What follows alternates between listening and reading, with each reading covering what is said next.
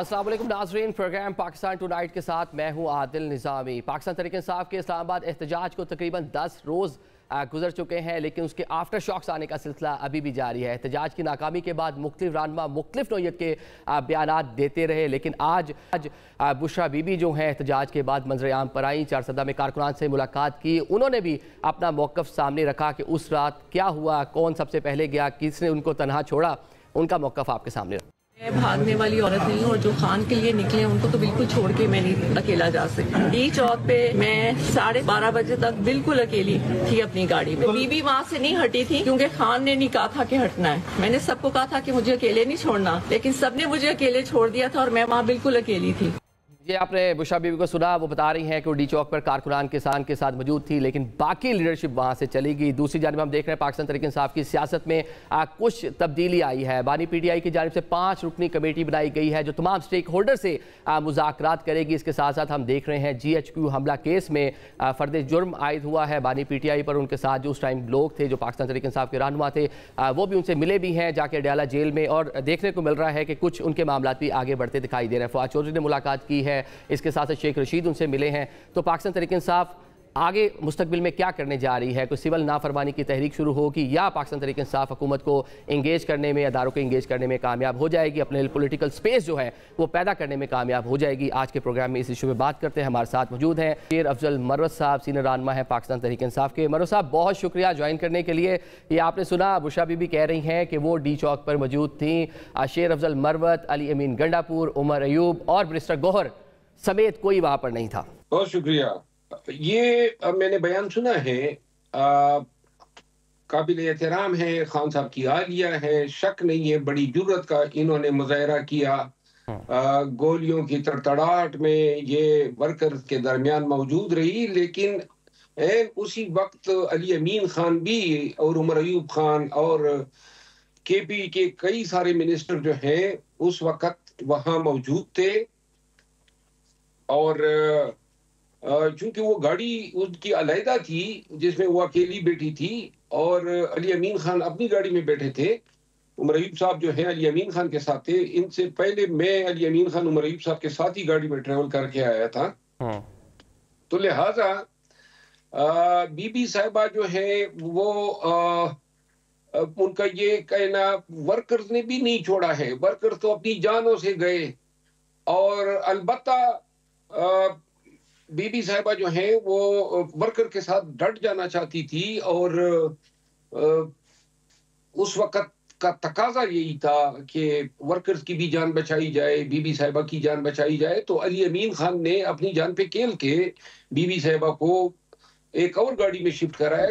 लेकिन आप कह रहे हैं कि अली अमीन साहब ने उनकी जान बचाई। वो कह रही हैं कि 12:30 बजे वो अकेली डी चौक पर मौजूद थी, लेकिन जो CCTV फुटेजेस हैं वो कुछ मामला और है, और आपका भी मौक़िफ़ कुछ और रहा है। आपका बताते हैं कि आप पहले क्या कहते रहे हैं कि बुशरा साहिबा और दीगर जो लीडरशिप है वो कहाँ तक गई, ये जरा सुनिएगा। रात को 9 बजे फायरिंग हुई। अली अमीन खान ने फौरी तौर पर अपने जो उनके साथ गार्ड थे उनकी मदद से जो है उन्होंने बुशरा बीबी को निकाला। इसमें कोई सदाकत नहीं है क्योंकि बीबी साहिबा की वीडियोस मौजूद हैं जब वो शुदा गाड़ी को छोड़ के दूसरी गाड़ी में शिफ्ट हो रही है, और कहीं पर भी कोई ये तासुर नहीं ले सकता है कि ये जबरदस्ती खान की बेगम के साथ PTI का कोई लीडर या वर्कर तस्वुर ही नहीं कर सकता है। ये मुबालगा है, झूठ है और बहतान तराजी है। ये आपका मौक़िफ़ है। एक टॉक शो में आपने जो बताया कि एक तो ये भी कहा आपने कि जो वहाँ पर चौक है जो डी चौक से काफ़ी पीछे है वहीं तक लीडरशिप महदूद रही, आगे लीडरशिप नहीं गई, लेकिन वो कह रही है कि डी चौक रात 12:30 बजे वो मौजूद थी, आप लोग नहीं थे। मेरा ख्याल है कि वो डी चौक जो है वो एन उस मकाम को कहते हैं जिससे आगे फिर रेड जोन शुरू होता है, और जहाँ हम मौजूद थे या जहाँ अली अमीन खान या इनका केवल केड और बीबी साहिबा थी वो कलसूम अस्पताल के सामने वाली जगह थी जिसको चाइना चौक कहते हैं। और दूसरी बात ये, मैंने जो बयान दिया था मैं अपने बयान पे आज भी कायम हूँ।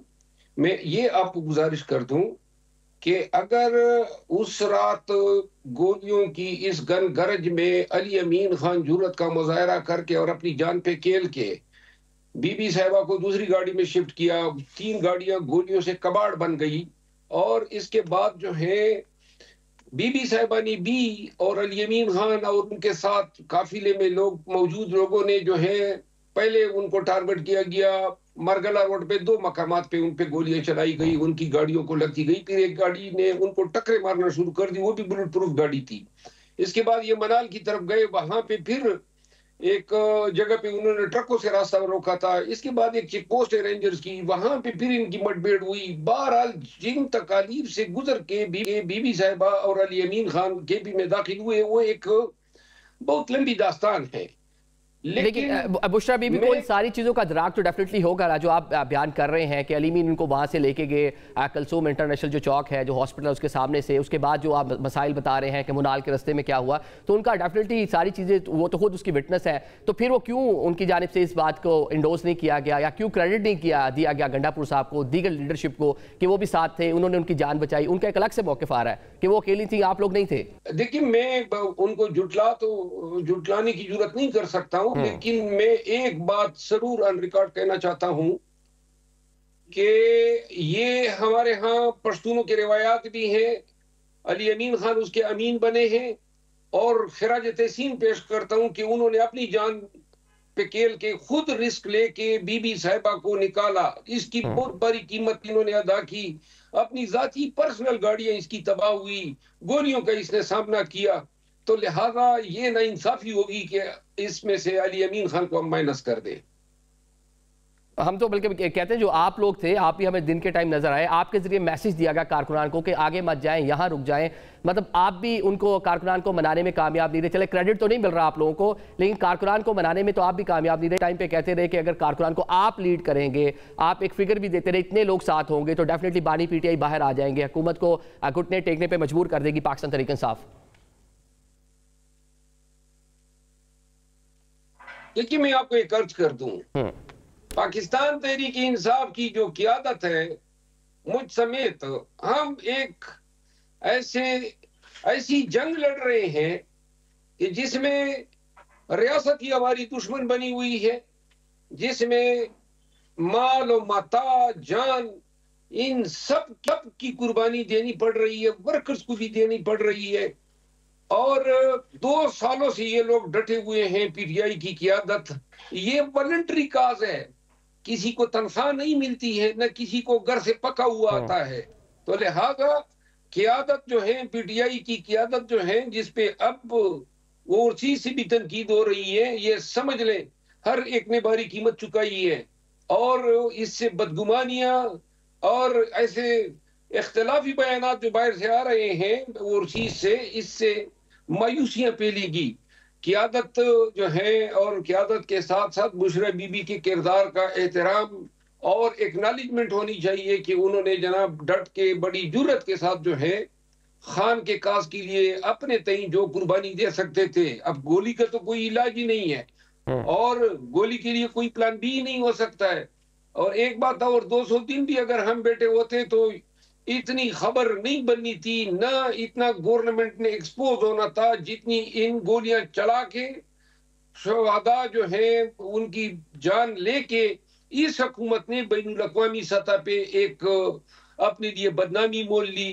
कंडेमनेशन हो रही है, तो बैनुल अक़वामी इदारे, human rights organization, civil society Pakistan में अब जो है टोटलिटेरियन रिजीम की बात कर रहे हैं, और सबको यह हो गया है कि पाकिस्तान में हुकूमत पे एक माफिया बैठा हुआ है। ठीक है गणेश साहब, अब यहाँ पे इस टाइम भी हम देख रहे हैं, उस टाइम बुशरा बीबी लीड कर रही थी, अभी भी हम देख रहे हैं कि जो मामलात हैं, पार्टी बैकफुट पे दिखाई दे रही है, आपकी केपी के गवर्नमेंट बैकफुट पे दिखाई दे रही है। बुशरा बीबी गई हैं, कारकुनान को मिली हैं, जो चेक्स भी हैं वो भी उन्होंने डिस्ट्रीब्यूट किए हैं। तो जो सियासी लोग हैं वो साइड लाइन हो गए हैं, डोमिनेट कर रही हैं बुशरा बीबी इस टाइम सियासी जमात को भी और केपी की हुकूमत को भी। देखिए, पहले पाकिस्तान की सियासी तारीख में नुसरत भुट्टो साहिबा निकली थी अपने शोहर के लिए, मियां नवाज शरीफ साहब की मरहूम अहलिया जो है निकली थी अपने शोहर के लिए। तो बुशरा बीबी का निकलना कोई इतना मायूब भी नहीं है, नंबर 1। नंबर 2, पीटीआई में मौरूसी सियासत की कोई गुंजाइश नहीं है। यहाँ खान लीडर है, खान के आले खान हमारे लिए मुक्तदर और मोहतरम है, एहतराम है, लेकिन लीडर हमारा खान है। और बुशरा बीबी मौजूदा वक्त में जो किरदार अदा कर रही है, वो अपने शोर को निकालने की उनकी कोशिशें हैं, जिनको हम खिराज तहसीन पेश करते हैं। ठीक है मतलब पाकिस्तान तहरीक इंसाफ का एक कह रहे हैं कि बाकी सियासी जमातें कुछ डिफरेंस ये था कि एक बयानिया बनाते थे, उस पर प्ले करते थे, कारकुनान जो है उसके ऊपर एतमाद करते थे, लेकिन फिलहाल यकसुई दिखाई नहीं दे रही पाकिस्तान तहरीक इंसाफ में। अलीमा खान मिलती हैं बैरिस्टर गौर को, सलमान अकरम राजा को, तनकीद करती हैं कि आपने फिगर कुछ कम कुछ ज़्यादा बता दिया। तो बयानिया बनाने में इस बार पाकिस्तान तहरीक इंसाफ नाकाम क्यों दिखाई दे रही है? देखिए, जब ये 26 नवंबर को वारदातें हुई, जानो मता पे जो है हमले किए गए, तो 16, 17, 18 घंटे तक तो इल्म ही नहीं हो रहा था कि हुआ क्या है। बिजली जो है स्विच ऑफ थे, लाइट नहीं थी, वहां पे अंधेरा था। फिर तमाम इलाके को कार्डन ऑफ किया, अस्पतालों को जो है इन्होंने घेरे में लिया। पब्लिक की रसाई थी नहीं, ना में ये इल्म था कि जख्मी कितने हैं, शहीद कितने हुए हैं। और ये कमोबेश कोई 48 घंटे के बाद एक खाका आया कि इतने इतने जो है लाशें इन अजला को रवाना हुई है, कहीं पर लाशें नहीं दे रहे थे। तो लिहाजा इस दौरान जो फिगर आए उनमें अगर तजाद हैं तो वो बगैर यकीनी सूरत हाल जो इन्होंने क्रिएट किए थे, और इसके पीछे ये पर्दा जो है डालना चाहते थे अपने जराइम पे। लेकिन जो ये फेक न्यूज़ है, समहो ये फेक न्यूज़ पाकिस्तान में बैठ के दी जा रही हो या बाहर से बैठ के पाकिस्तान तहरीक इंसाफ के जो प्रो लोग हैं वो जिस तरह के ट्वीट्स करते रहे हैं, जिस तरह की वीडियो पोस्ट करते रहे हैं, पाकिस्तान तहरीक इंसाफ के लिए ये फेक न्यूज़ मसला नहीं बनती जा रही, खुसूसन बानी पीटीआई की सेहत को लेकर, कभी उनको अडयाला जेल से कहीं और मुंतकिल किए जाने के हवाले से ये पाकिस्तान तहरीक इंसाफ के लिए मसला नहीं बनती जा रही? क्योंकि हम देख रहे हैं कि फॉर्मेशन कमांडर जो कॉन्फ्रेंस थी उसमें भी इस पर तहफ़्फ़ुज़ात का इज़हार किया गया है फेक न्यूज़ के हवाले से। अब फेक न्यूज जो है नहीं देनी चाहिए, मैंने पहले भी मजम्मत की थी, और ये इनफरादी तौर पे लोग देते हैं, तो इसको पीटीआई का बयानिया तो नहीं समझा जा सकता है। लेकिन फिर पाकिस्तान तहरीक इंसाफ ऑफिशियली उनको डिसऑन क्यों नहीं करती उन लोगों को? क्योंकि पाकिस्तान में बहुत सारे लोग बैठे हुए हैं, बाहर भी बहुत सारे लोग बैठे हुए हैं। कासिम सूरी साहब ने भी इसी नोयत की एक ट्वीट की, वो स्पीकर रह चुके हैं, मरकजी लीडरशिप में शामिल है पाकिस्तान तहरीक इंसाफ की।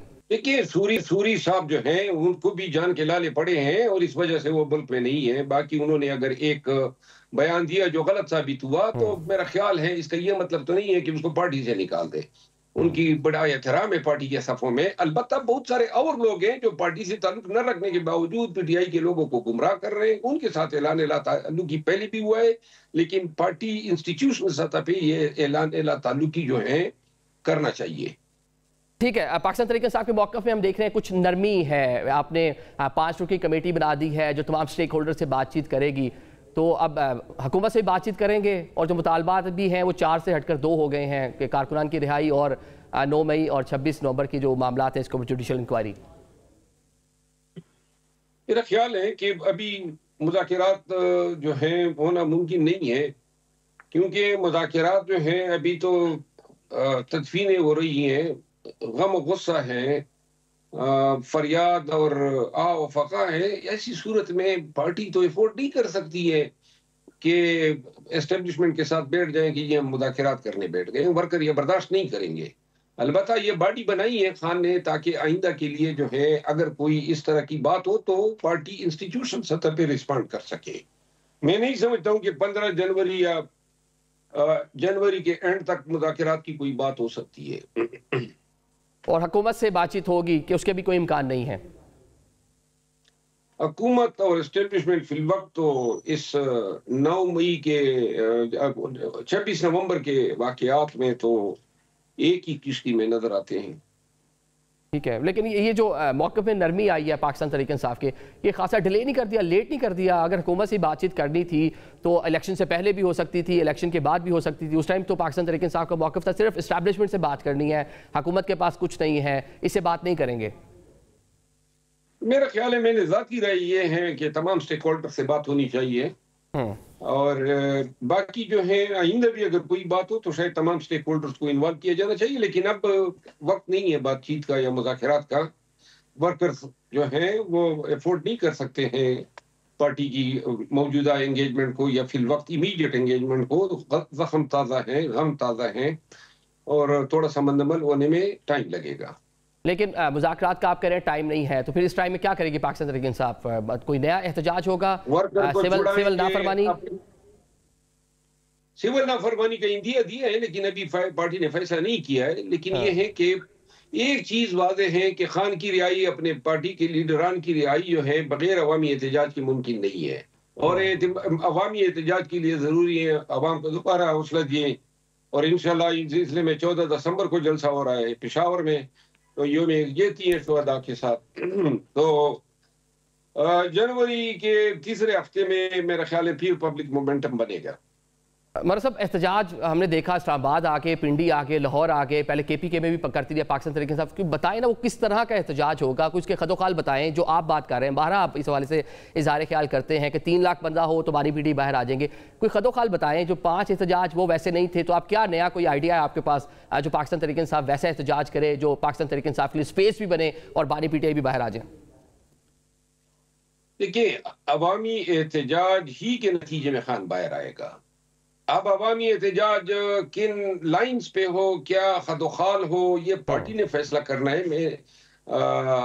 ये अभी मैं नहीं बता सकता हूं कि क्या सोच होगी और किन इश्यूज पे लेकिन पार्टी ने फैसला किया ना। पार्टी आई, इस्लामाबाद आई, 2 बार 3 बार यहाँ पर आए और वापस चले गए, और ये फाइनल कॉल थी, ये भी पार्टी का ही फैसला था। बानी PTI ने उसकी डेट दी थी, अलीमा खान ने अनाउंस किया था, बुशरा बीबी ने सारी उसकी मैनेजमेंट की, टास्क दिए, अली अमीन गंडापुर लीड करते हुए आए, कामयाबी नहीं मिली। तो अब ऐसा क्या होगा? मैं वही कह रहा हूँ कि खदोखाल तो बताए ना। 12 इस सवाल से बात करते हैं, अवामी एहतजाज मतलब कैसा होगा वो कामयाबी? आप इसको रियासत की कामयाबी कहते हैं कि इन्होंने गोली और गन और बैरल के जोर पे इन्होंने पब्लिक की लाशें गिरा के डी चौक क्लियर कराया। ये कामयाबी है रियासत की? इससे बड़ी नाकामी कोई हो ही नहीं सकती है, इससे बड़ी बदनामी कोई नहीं हो सकती है। कोई रियासत अपने अनाते अवाम पे गोलियां नहीं चलाती है। इसीलिए मैं अपने जो गुज़िश्ता 26 नवंबर का एहतजाज है, ये पाकिस्तान का एक सियातरीन दिन तारीख में रिकॉर्ड हो चुका है। इससे सही मानों में आप यकीन करें कि लोगों में हुकूमत और इदारों के खिलाफ पहली दफा जो है वो नफरत जो है वो सरायत करती जा रही है। इसकी रोकथाम बहुत जरूरी है। फिर पश्तूनों के साथ जो नस्ली और लिसानी बुनियादों पे इस्लामाबाद और पंजाब में रवैया शुरू हो गया है, इससे पूरे खित्ते में एक गैज़ व गज़ब फैल रहा है। तो लिहाजा 26 नवंबर जो है वो गोली चला के इन्होंने खुद ही इस एहतजाज को अटल और अनमिट बना दिया है। ये वाकया कभी भी महू नहीं हो सकेगा पाकिस्तान की तारीख के सफ़ों से। ठीक है, आपके मौजूदा चेयरमैन बैरिस्टर गौहर कहते हैं पाकिस्तान तहरीक इंसाफ से भी गलतियां हुई हैं, उन गलतियों का अजाला होना चाहिए। तो 9 मई एक गलती थी पाकिस्तान तहरीक इंसाफ की, तो किसी स्टेज पे आके उस पर बातचीत हो सकती है कि पाकिस्तान तहरीक इंसाफ खुद उसको कंडेम करे और अपने किए पर जो भी हुआ उस टाइम उसके ऊपर माफी भी मांगे? मोहतरम, कौन सी गलती 9 मई की हमसे हुई है? ये इस पे 10 दफा हम बोल चुके हैं कि 9 मई एक ढकोसला था, एक ड्रामा था। अब आप बता रहे हैं माफिया मांगे। ये कोई माफिया तो ये सर रियासत का मौकफ ये है ना, गवर्नमेंट ये कहती है कि पाकिस्तान तहरीक इंसाफ ने किया है। झूठ बोल रही है, सरासर 2 सालों से झूठ बोल रहे हैं। इंसानियत के खिलाफ जराइम इन्होंने किए, बच्चों के खिलाफ, खानदान और घरों के तकद्दुस के खिलाफ, कॉन्स्टिट्यूशन के खिलाफ, अदलिया के खिलाफ, अवाम उन्नास के खिलाफ कत्ल आम इन्होंने किया और माफी हम मांगे। कौन सी दुनिया में चले जो साबका साथी है खान साहब के, वो शेख साहब हो और फवाद चौधरी साहब हो, जेल में मुलाकात हुई है, वो बताए बड़े बगलगीर हुए हैं, आफ्टर लॉन्ग टाइम उनकी मीटिंग हुई है और खान साहब ने ये कहा कि फवाद साहब जो बात करते हैं इससे ज़रा थोड़ा सा एडवाइस ले लिया करें, मशवरा लिया करें। तो आइंदा एहतजाज, आइंदा पाकिस्तान तहरीक इंसाफ की जो पॉलिटिक्स है, बानी PTI कह रहे हैं कि इनके ज़रा एडवाइस लिया करें, तो लेगी पाकिस्तान तहरीक इंसाफ? सुनेंगे फवाद साहब के मशवरे?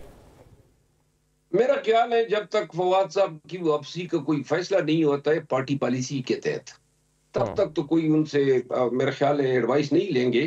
लेकिन ये है कि पहले ये फैसला होना है कि किन को लेना है, किन को नहीं लेना है, और इसके लिए पार्टी कोई गाइडलाइन वज़ा करे। और जब ये फैसला हो जाएगा तो जो भी आएंगे हमारे लिए मोतबर होंगे, वेलकम। शेर अफजल मरवज क्या समझते हैं, जो साबका लोग जो बानी PTI के साथ थे, हुकूमत का भी हिस्सा रहे, उनको वापस लेना चाहिए? आपकी जाती राय क्या है इसमें? मेरी जाती राय ये है कि जिन लोगों ने अपनी मजबूरियों या ब्लैकमेल हो के या अपनी कमजोरियों की वजह से या डर की वजह से जो है खान का साथ छोड़ा, उनको वापस लेना ज़ुल्म में अजीम होगा। लेकिन जिन लोगों के बच्चों को यरगमान बना के या उन पे जिस्मानी तशद्दुद करके और उनकी जाती कमजोरी के बजाय उनके ऊपर तशद्दुद का इस्तेमाल करके या उनको जो है अहलियाल की बुनियाद पर ब्लैकमेल किया गया है, उनके साथ रहम से पेश आना चाहिए। क्योंकि ये फिर तकब्बुर होगा कि जिनको खालिसतन जो है जबर की बुनियाद पे मजबूर किया गया है उनको न ले। और ऐसे लोग जिन्होंने पार्टी के खिलाफ छोड़ने के बाद खान के खिलाफ बयान दिए हो, चाहे वो किसी भी दोनों कैटेगरी में से फाल करते हो, उनको खुदा हाफिज, उनकी कतई कोई जरूरत नहीं है। ठीक है मेरे साहब, फाइनल कॉल के बाद फाइनल कार्ड की बातें हो रही हैं, क्या ये ट्रम्प कार्ड है? वो ट्रम्प कार्ड नहीं है, लेकिन ट्रम्प कार्ड है। अच्छा, मतलब वो नहीं है, मतलब वहां से कोई उम्मीद नहीं है पाकिस्तान तहरीक इंसाफ को कि वहां से कोई ट्वीट या इस तरह का कोई वेट नहीं हो रहा? यार ट्वीटों पे तो हम तो ये कहना बदवैया कनस्तईन का नारा लगाने वाले लोग हैं। ये कौन से लोग हैं जो हमें ये उम्मीद है कि जी अब ट्वीटों पे जो हैं, अल्लाह से हमारी उम्मीद है और पाकिस्तान के अवाम से है। बाकी ट्रम्प का इतना ही फायदा है कि वो कम से कम जो बाइडन की इंतजामिया ने जो हमारे खिलाफ मजालिम का एक सिलसिला शुरू किया था, कम से कम मजालिम नहीं होंगे और ये भी हमारे लिए बेहतर ही होगा। ठीक है, खैबर पख्तूनख्वा से आपका ताल्लुक है, वहाँ कुछ हालात कशीदा रहे हैं, गवर्नर की जानिब से APC बुलाई गई, सूबाई हुकूमत ने शिरकत नहीं की, शिरकत करना चाहिए थी, या कि सूबाई हुकूमत खुद से कोई APC बुलाने का वहाँ पे इरादा रखती है ताकि वहाँ जो मामला है उनको कूल डाउन किया जा सके? मेरा ख्याल है कि सूबाई हुकूमत और गवर्नर साहब के माबेन ताल्लुकात जो हैं वो कशीदा है, और ये अगर खुद दावत देने जाते और कोई फिर वो दूसरी साइड भी कर्टेसी शो करती है। और मेरा ख्याल है कि APC बुलाने के बाद भी गवर्नर साहब ने कोई बयान दिए एक दो, जिससे PTI की सूबाई क़यादत एग्रीव फील कर रही थी, तो इन हालात में पार्टी ने जो है उसमें शिरकत न करने का फैसला किया। चले आखिर में ये बता दें, मौलाना भी हुकूमत से कुछ नाराज़ दिखाई दे रहे हैं मदारिस के हवाले से जो उसका मामला है, और 8 दिसंबर की कॉल दी है कि अगर तब तक मामला ठीक नहीं होते तो मौलाना भी इस्लामाबाद की जानिब मार्च करेंगे। क्या किसी स्टेज पे पाकिस्तान तहरीक इंसाफ और मौलाना एक साथ मार्च कर सकते हैं, इकट्ठे हो सकते हैं? 26 ईरानी तरमीम में मुलाकातें रही हैं, ताल्लुकात भी बेहतर हो चुके हैं, हुकूमत के खिलाफ किसी एहतजाज में इकट्ठे हिस्सा बन सकते हैं? 26वीं आईनी तरमीम पे हुकूमत का साथ दे के अब मैं जाती तौर पे, क्योंकि मैंने इलेक्शन लड़ा है मौलाना साहब के खिलाफ और हमारी अभी तक इलेक्शन की तल्खियां बाकी है, मैं कोई एक रत्ती बराबर मेरी जाती उम्मीद नहीं है। पार्टी का अपना अलहदा बयान ये होगा कि मौलाना साहब जो हैं कोई एहतजाज की सियासत पे आएंगे, वो बड़े सेट हैं।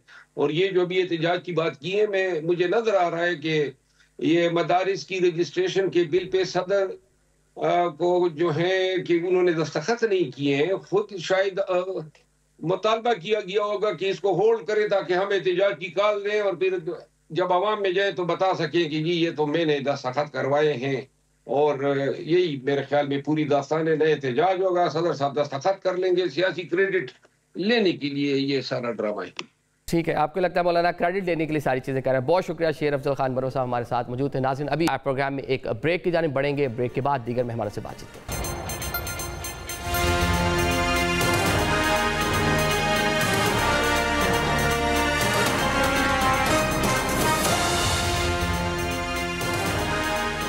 Welcome back after the break. Program के सिलसिले को आगे बढ़ाते हैं। अब बात कर लेते हैं कि पाकिस्तान तहरीक इंसाफ हुकूमत के खिलाफ सिविल नाफरमानी की तहरीक शुरू करने का इरादा रखती है। दूसरी जानिब JUI फे वो भी हुकूमत से नाला है मदारिस की रजिस्ट्रेशन उस मामले को लेकर, और कुछ नई सफ़बंदियाँ होने की भी खबरें इस टाइम ज़ेर गर्दिश हैं।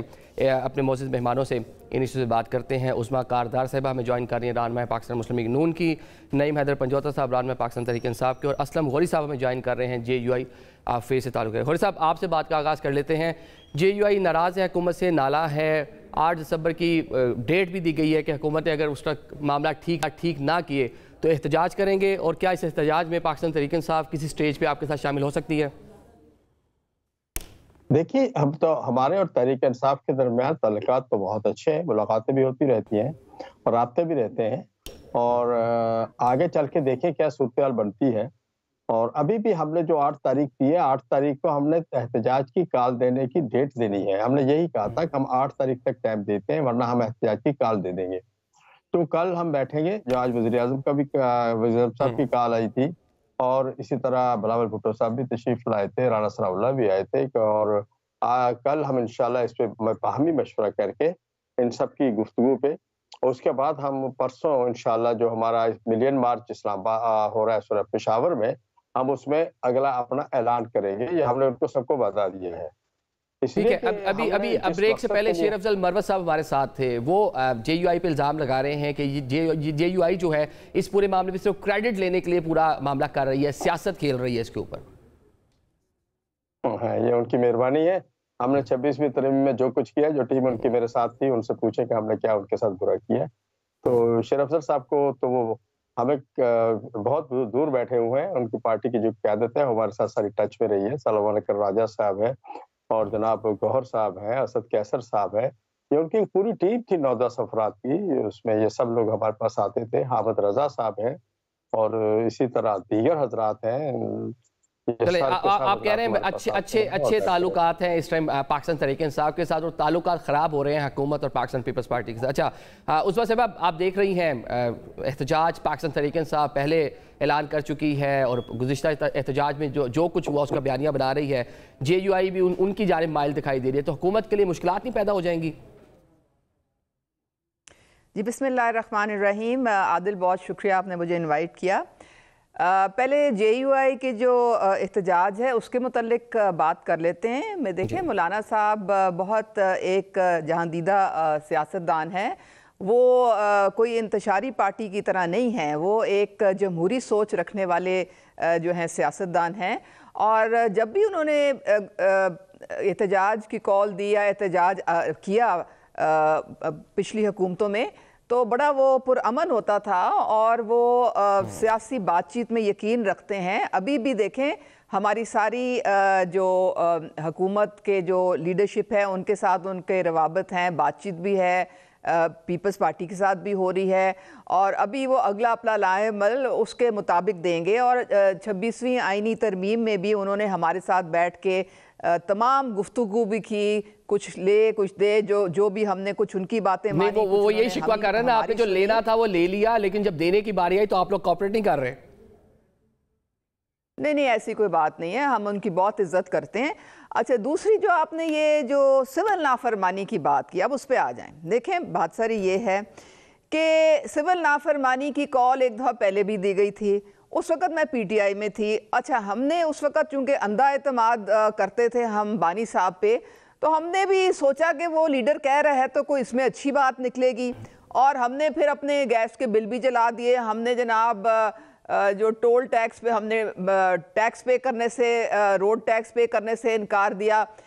हम तो ये करते रहे, लेकिन अगले दिन पता चला कि जब बनी गाला में उन्होंने अपना गैस का बिल अदा कर दिया है, इसलिए क्योंकि उनकी जो बेगम है वो गर्म पानी के बगैर वो नहा नहीं सकती और वो रह नहीं सकती। तो लाओ जी, ये हमारी सिविल नाफरमानी का अंजाम हुआ।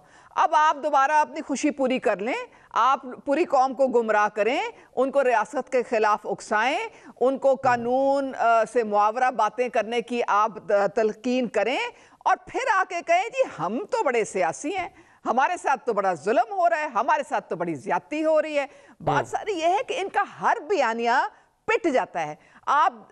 मैं आपको बताती हूँ, कल जो बाई इलेक्शन हुई शेखुपुरा में, उसका रिजल्ट आपने भी देखा, हमने भी देखा, इन्होंने भी देखा। क्या था रिजल्ट उसका?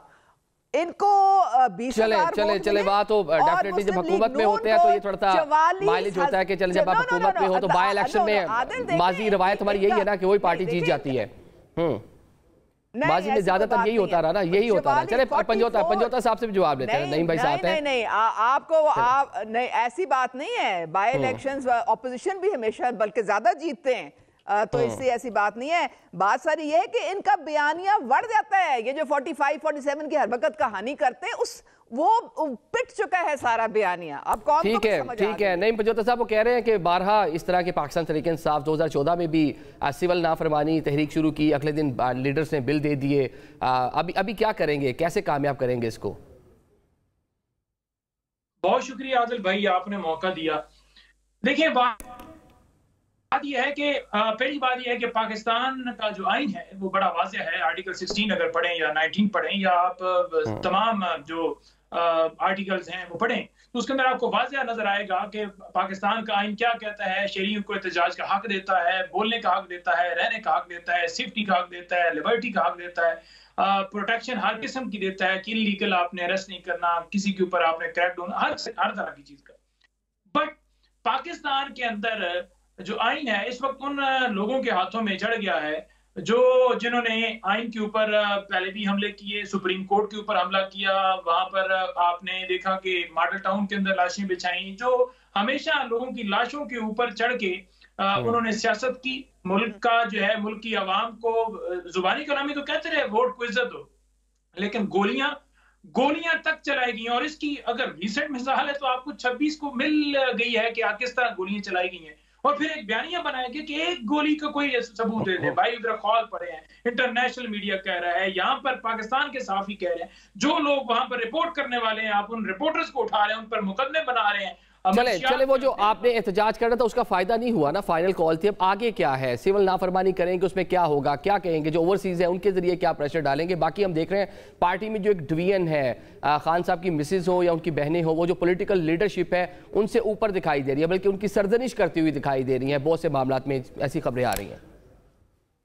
देखें, खान साहब ने बड़ी दो वाज़ेह डिमांड की हैं।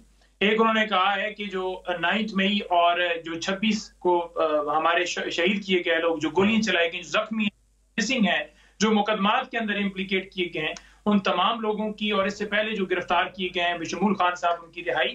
और इसके साथ जो है वो जो हमने मुतालबा रखा है कि जुडिशल कमीशन इस मामले के ऊपर बनाया जाए, जो सारा ये वाकयात हुए 9 मई वाला हो या 26 वाला हो। तो ये दो डिमांड्स बड़ी सिंपल सी हैं कि आप सियासी तमाम लोगों को आजाद करें और कमीशन बनाएं। तो उसके अंदर जाकर आपके पास देखें, अगर इसके बैकग्राउंड पर जाएं, हमने अदालतों से भी रजू किया, आपने अदालतों को जिस तरह वहां पर ट्राइब्यूनल चेंज करवाए, आप तरमीम लेकर आए, आपने कहा कि ये जज हमसे फॉर्म 45 मांग रहा है, रिटायर्ड जजेस ट्राइब्यूनल की पिटीशन सुने, और जनाब 180 दिन का टाइम है कानून के अंदर, वो टाइम कब का गुजर गया, 8 फरवरी कब था और दिसंबर चल रहा है। तो हमारे पास दूसरा लेकिन जो दो निकाती एजेंडा है वो भी आप लोग ही दे रहे हैं ना। पाकिस्तान तहरीक इंसाफ एक तरफ तो पहले माजी पे जो उसका मौक़िफ़ रहा है उससे कुछ पीछे हट रही है, स्टेक होल्डर से बात करने की बात कर रही है, दूसरी जानिब दो निकाती एजेंडा भी दे रही है कि जो कारकुनान कैद में है उस पर बात होगी, इसके साथ साथ 9 मई और 26 नवंबर पर बात होगी। अजमा साहब, क्या हुकूमत इन दो जो पाकिस्तान तहरीक इंसाफ के पॉइंट हैं इसको बात करने को तैयार भी है?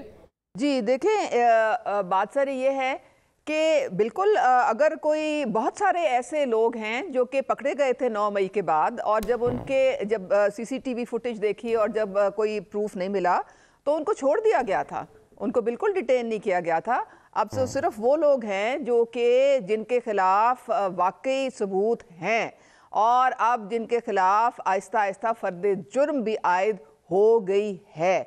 तो ऐसे लोग जो हैं उनको तो हुकूमत नहीं छोड़ सकती है ना, उनको तो अब अकाउंटेबिलिटी देनी पड़ेगी और अदालतों में जवाब देना पड़ेगा। उनको पहले पढ़ लेना चाहिए था, आर्मी सीक्रेट एक्ट भी पढ़ लेना चाहिए था, और उनको सोच लेना चाहिए था कि रियासत पर जो हमला करते हैं उनके साथ फिर क्या बनता है, नताइज जो हैं वो भी सोच के उनको ये काम करना चाहिए था। फिर उन्होंने ये सोचा कि दोबारा वही रिपीट करें, तो फिर 24 नवंबर को दोबारा हमलावर हो गए और फिर हमारे रेंजर्स को शहीद किया, कांस्टेबल्स को शहीद किया। ये नईम पंजोता साहब जो हैं ये बात कर रहे थे कि इतने लोगों को मार दिया, वो डायरेक्ट गोलियां चलाई, फलाना किया। एक तो मुझे आदिल कोई खुदा के लिए समझा दे कि ना तो किसी MNA को गोली लगी, ना किसी MPA को लगी, ना गंडापुर को लगी, ना बुशरा बीबी को लगी, किसी लीडर को नहीं लगी। कारकुन इनके हजारों की तादाद में जो थे वो जनाब उनको गोली लग गई। ये कौन सी गोलियां हैं, ये किस तरह की गोलियां हैं जो सिर्फ कारकुनों को लगती है, लीडरों को नहीं लगती लेकिन ये चलिए हुकूमत का भी काम था ना कि पाकिस्तान तहरीक इंसाफ एक बयानिया बनाने की कोशिश कर रही थी, आप उसको काउंटर करते, जो फैक्ट्स थे, जो वीडियोस थी, बाकी मामला थे वो सामने ले आते। हुकूमत ने भी तो इसमें ताखीरी हरबे इस्तेमाल किया, ये भी चीज आपके सामने। बिल्कुल नहीं आदिल बिल्कुल लेके आए ये जो फेक प्रोपेगेंडा था, कभी गाजा की तस्वीरें, कभी लेबनान की तस्वीरें। हमारे एक वराना अरशद साहब हैं, एक उनके हल्के में डेथ हुई थी किसी की, उसकी तस्वीरें अपलोड कर दी, और जब पकड़े जाते थे फौरन डिलीट कर देते थे।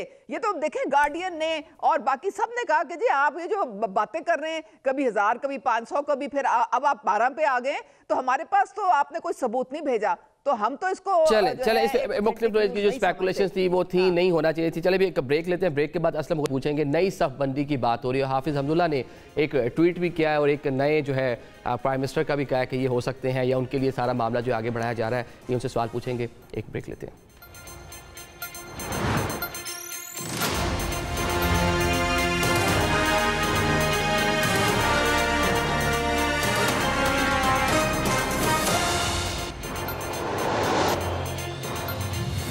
Welcome back after the break. अब जरा गौरी साहब से बात करते हैं। गौरी साहब, ये जरा बता दें कि नई सफ़बंदियों की बात हो रही है। हाफिज़ अहमदुल्ला कह रहे हैं कि सदर पाकिस्तान अपने बेटे के लिए जो क्रक्स है उनकी ट्वीट का राह हमवार कर रहे हैं। फैसल वाडा भी इस तरह की बात कर रहे हैं कि मुस्तकबिल में कोई नई सफ़बंदियाँ हो सकती हैं, क्योंकि आप भी नाराज़ हैं, पाकिस्तान तहरीक इंसाफ भी नाराज़ है। इस हवाले से कोई वाडा साहब भी आए थे, कोई बातचीत हुई? हाँ, मैं समझता हूँ कि हम हमेशा कुछ अरसे के बाद एक हम शोशा छोड़ देते हैं और उस शोशे के बाद सबको उसके पीछे लगा देते हैं और हवा में होता है। बाद में उसकी हवा निकल जाती है और मामला कहीं से कहीं चला जाता है। अगर साफबंदी नहीं होगी तो कैसे होगी? क्या पीपल्स पार्टी के पास नंबर गेम पूरी है कि वो हुकूमत बना सके? क्या पीटीआई पीपल्स पार्टी को सपोर्ट करेगी? क्या नून लीग पीपल्स पार्टी को सपोर्ट करेगी? अगर नून लीग पीपल्स पार्टी को सपोर्ट करेगी तो अपनी हुकूमत को छोड़ेगी। मैं समझता हूँ कि ये शोशा है, इस पे इससे ज्यादा नहीं आगे जाना चाहिए। और बाकी जहाँ तक आपने कहा कि जरदारी साहब और बिलावल साहब का मसला है, उसकी वजह यह है कि बिलावल साहब हमारे पास 2 दिन पहले तशरीफ लाए थे और उन्होंने हमें आके यकीन दहानी कराई थी। उन्होंने कहा था कि ये बिल जो है, चूंकि मैं पाकिस्तान से बाहर था, हमने कहा ये तो आपने खुद चेक किया, आपकी लीगल टीम ने पास किया हुआ है। तो उन्होंने कहा कि मैं पाकिस्तान से बाहर था, मैं आ गया हूँ, मैं इंशाल्लाह इसको मैं आगे जाके इसको मैं ठीक कराता हूँ, मुझे 3-4 दिन दे तो मैं इसको साइन करा देता हूँ। लेकिन वो हमारे पास से 8-9 बजे गए थे और रात को 1 बजे हुकूमत की तरफ से एक मैसेज आ गया कि जी वो बिल वापस आ गया है। तो इसलिए उन्होंने इस तरह की बात की। लेकिन जब 26वीं आईनी तरमीम उसके बाद मुकम्मल डायलॉग हुए, क्या उस टाइम सदर पाकिस्तान को मालूम नहीं था जिस नौयत का उनका एतराज़ आया है कि ये सूबाई मैटर है? तो उस टाइम सारी चीज़ें डिस्कस नहीं हुई थी? और क्या लग क्या रहा है आपको कि किसी मतलब बात पे आप लोग मुत्तफिक हो जाएंगे? अब 2-3 मिनट मुझे अगर देते हैं, अगर पास है तो मैं थोड़ा बता दूं कि ये बिल पीडीएम हुकूमत ने बनाया था।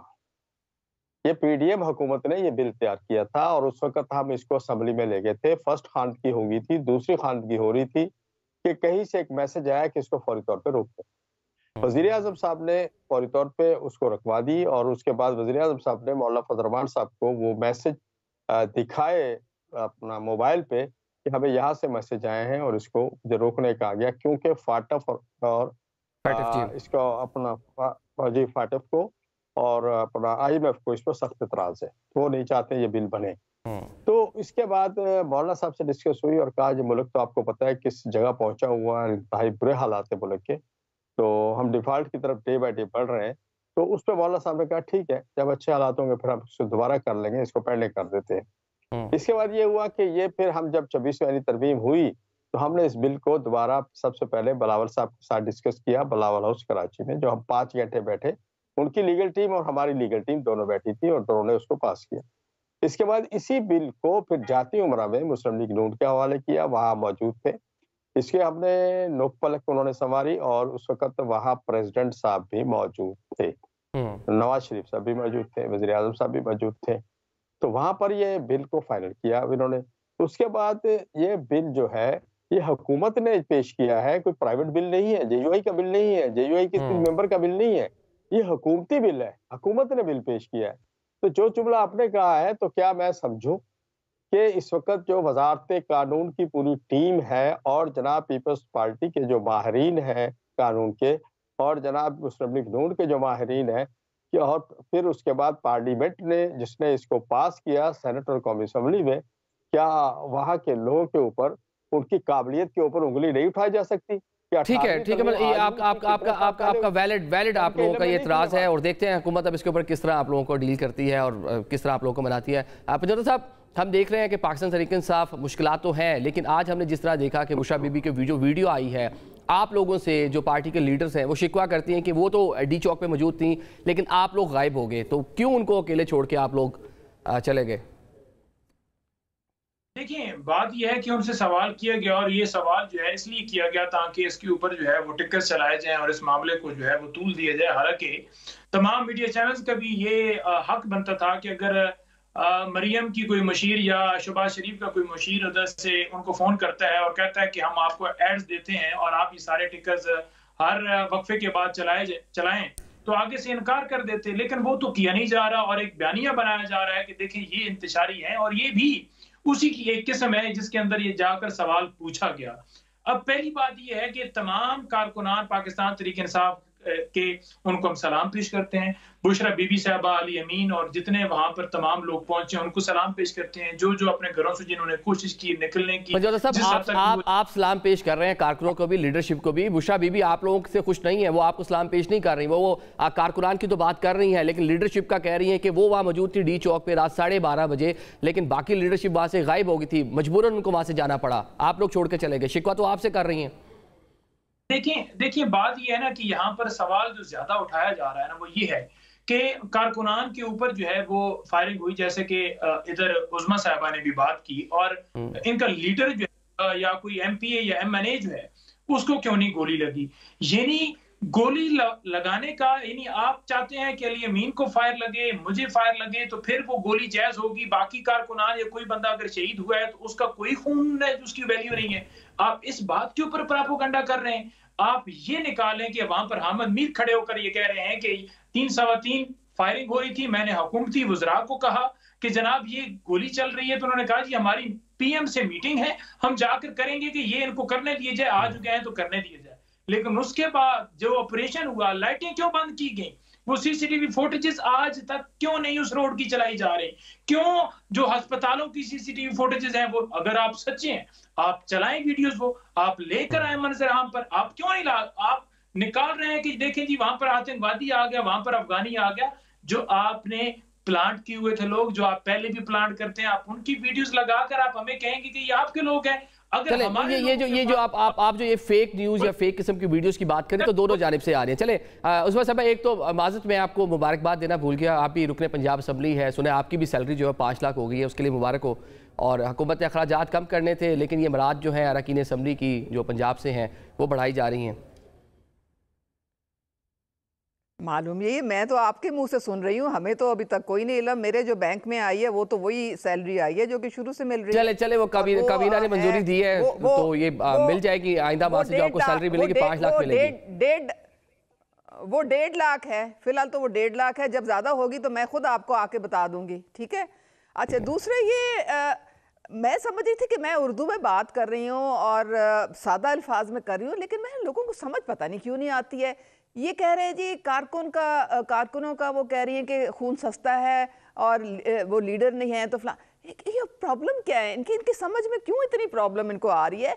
मैं ये कह रही हूँ कि जो एक अगर गोली स्ट्रेट फायर, ये कहते हैं जी स्ट्रेट फायर, चलो 1 मिनट के लिए हम समझ ले, तो वो गोली जो है वो उसमें भी एक दिमाग है, कोई अकल है कि वो कहेगी कि नहीं मैंने इधर एमपीए की तरफ नहीं जाना, मैंने कारकुन की तरफ जाना है, मैंने अली अमीन गंडापुर की तरफ नहीं जाना, मैंने फलाने शख्स की तरफ जाना है। क्या कोई खुदा के लिए कोई अकल का खाना इस्तेमाल करके बता दे कि गोली को पता लगता है कि गोली कहाँ जा रही है? नहीं पता लगता ना। अच्छा दूसरे ये कह रहे हैं कि नहीं बुशरा बीबी से वो फलाना, इनको खुदा के लिए बता दें कि वो जो बुशरा बीबी ने बाद में जो मीटिंग हुई जाके, जिसकी वजह से सलमान अकरम राजा ने इस्तीफा दे दिया। चले आपकी बात आ गई, लेकिन जो पाकिस्तान तहरीक इंसाफ की जो लीडरशिप है उनके बयानात भी मुतजाद हैं। कोई लीडर ये कह रहे कि कलसूम इंटरनेशनल हॉस्पिटल तक लोग गए, आगे नहीं गए डी चौक। बुशरा बीबी का एक अलग से बयान आया कि वो डी चौक पे थी, बाकी लीडरशिप नहीं थी। चले तजाद है इस पूरे बयानिए में। आप तीनों मौजूद मेहमानों का आज के प्रोग्राम में शिरकत के लिए शुक्रिया। हमें आज के प्रोग्राम से इजाज़त दीजिए। अल्लाह हाफ़िज़।